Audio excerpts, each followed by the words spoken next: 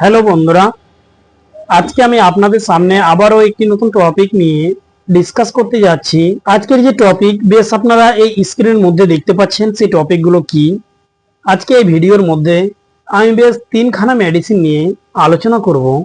সেই মেডিসিনগুলো খুব একটি কমন, এটি ইউজ হয়ে থাকে বা ব্যবহৃত হয়ে থাকে। সেই মেডিসিনগুলো খুব একটি পারফেক্ট মেডিসিন।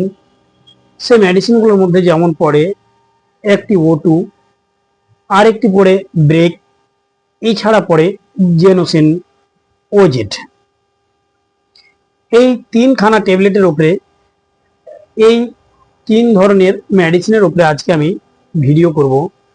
তার আগে আপনাদের কাছে রিকোয়েস্ট, এই মেডিসিনগুলোর ইউজ, তার ডোজ এবং তার সাইড ইফেক্ট জানার পূর্বে আপনারা চ্যানেলে নতুন হয়ে থাকেন, চ্যানেলকে অবশ্যই সাবস্ক্রাইব করবেন এবং ভিডিওকে লাইক, শেয়ার, কমেন্ট করতে ভুলবেন না এবং অল নোটিফিকেশন অবশ্যই অন করে রাখবেন। যখনই আমি ভিডিও আপলোড দিই যেন আপনারা সঙ্গে সঙ্গে পেয়ে যান।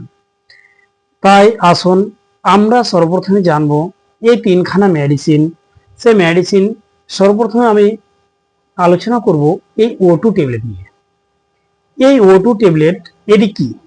এটি একটি অ্যান্টিবায়োটিক মেডিসিন।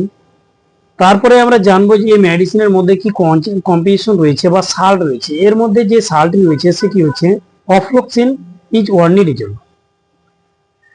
এই সাল্ট নিয়ে গঠিত হয়েছে এই O2 ট্যাবলেট।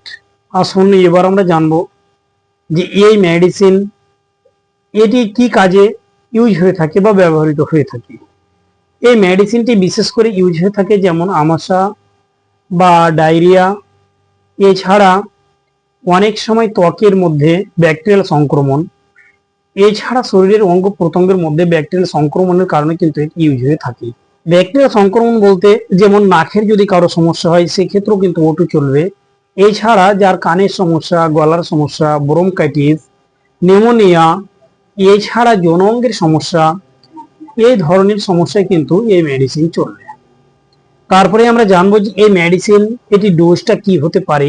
এই মেডিসিনের ডোজ ডাক্তারবাবুরা পেশেন্টের উপর ডিপেন্ড করে তার ডোজ নির্ণয় করে থাকে, কারণ সকল পেশেন্টদের রোগ বা ডিজিজের ধরন কিন্তু এক হতে পারে না, তাই তাদের ডোজও কিন্তু এক হতে পারে না। এবং আসুন এবার আমরা জানবো যে এই মেডিসিন কি প্রেগনেন্সি ব্রেস্টফিডিং মহিলা তারা খেতে পারে। এই মেডিসিন তারা কিন্তু খেতে পারে, সুতরাং খাওয়ার পূর্বে অবশ্যই ডাক্তারের সাথে কনসাল্ট করে নেবে। আসুন এবার আমরা জানবো যে এই মেডিসিন খাওয়ার পরে কি কি সাইড ইফেক্ট, কি কি পার্শ্ববর্তী ক্রিয়াগুলো হতে পারে। সেই সব সাইড ইফেক্টের মধ্যে যেমন পড়ে অ্যালার্জি হতে পারে, চুলকানি হতে পারে, এছাড়া মাথা ব্যথা করতে পারে বা বমি বমি ভাব লাগতে পারে বা বমি হতে পারে, এছাড়া মাথা ঘুরতে পারে, শরীরটা ক্লান্তি ক্লান্তি লাগতে পারে, এই সমস্ত সাইড ইফেক্ট দেখা দিতে পারে। আসুন এবার আমরা জানবো যে এই ব্রেক ট্যাবলেট, ব্রেকটি কি। ব্রেকোর মধ্যে যে কম্পোজিশনটি রয়েছে সেই কম্পোজিশন হচ্ছে কিন্তু সেটি হচ্ছে অফ্লক্সিন ইজওয়ার্নিডিজল। এই অফ্লক্সিন ইজওয়ার্নিডিজল এটি নিয়ে গঠিত হয়েছে এই ব্রেক ট্যাবলেট। এর ইউজটা কি?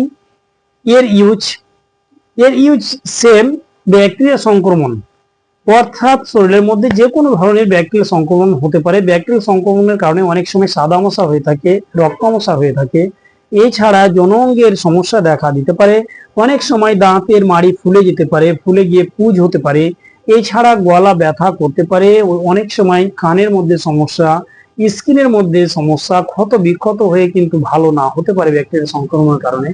সেই ক্ষেত্রে কিন্তু এই মেডিসিন ইউজ করে থাকে। এর ডোজ কিন্তু ডাক্তার বাবুরাই কিন্তু ফিক্স করে থাকে। তারপরে আমরা জানবো এর সাইড ইফেক্ট। এর সাইড ইফেক্ট গুলো কিন্তু সেই মতো রয়েছে কম বেশ, কারণ এই মেডিসিন খেলেও তার বমি লাগতে পারে, মাথা ঘুরতে পারে, এছাড়া একটু হাঁটতে তার ক্লান্ত ক্লান্ত লাগতে পারে, এছাড়া শরীর ঝিমঝিম করতে পারে, এছাড়া তার মাথা ব্যথা করতে পারে। এই সমস্ত সাইড ইফেক্ট গুলো কিন্তু দেখা দিতে পারে। আসুন এবার আমরা জানবো এই জেনোসিন। এই জেনোসিনেরও কিন্তু কম্পোজিশন রয়েছে অফ্লক্সিসিন ইজওয়ার্নিডিজল। তাহলে এই তিনখানা মেডিসিনের কিন্তু একই কম্পোজিশন রয়েছে, অফ্লক্সিসিন ইজওয়ার্নিডিজল। আসুন এবার আমরা জানবো এই অফ্লক্সিসিনের কি কাজ। অফ্লক্সিসিনের কাজই হচ্ছে সেই ব্যাকটেরিয়াল সংক্রমণের কারণে কিন্তু এটি কাজে এসে থাকে, এবং এর ডোজ ডাক্তারবাবুরা কিন্তু নির্ণয় করে থাকে পেশেন্টের উপর ডিপেন্ড করে। এর সাইড ইফেক্ট এর সাইড ইফেক্টও কিন্তু সেই ব্রেক বা ওটুর মতোই সাইড ইফেক্ট রয়েছে কম বেশ। সেই সাইড ইফেক্ট গুলোর মধ্যে যেমন পড়ে মাথা ব্যথা করতে পারে, চোখ মুখ আঘাত দিতে পারে, এছাড়া মাথা ঘুরতে পারে, এছাড়া তার জনঙ্গে চুলকানি হতে পারে বা অ্যালার্জি রিয়াকশন করতে পারে। এক কথায় এই O2 বা ব্রেকের মতোই কিন্তু এই জেনোসিন ওজেড এর মতোই জেনোসিন ওজেড এরও কিন্তু সাইড ইফেক্ট গুলো রয়েছে। তাই আপনাদের কাছে রিকোয়েস্ট, আপনারা যখনই কোনো মেডিসিন ইউজ করবেন ডাক্তারের পরামর্শ নেবেন, ডাক্তারের পরামর্শ ছাড়া ইউজ করবেন না। ভালো থাকুন, সুস্থ থাকুন, আসি পরে ভিডিও আবার দেখা।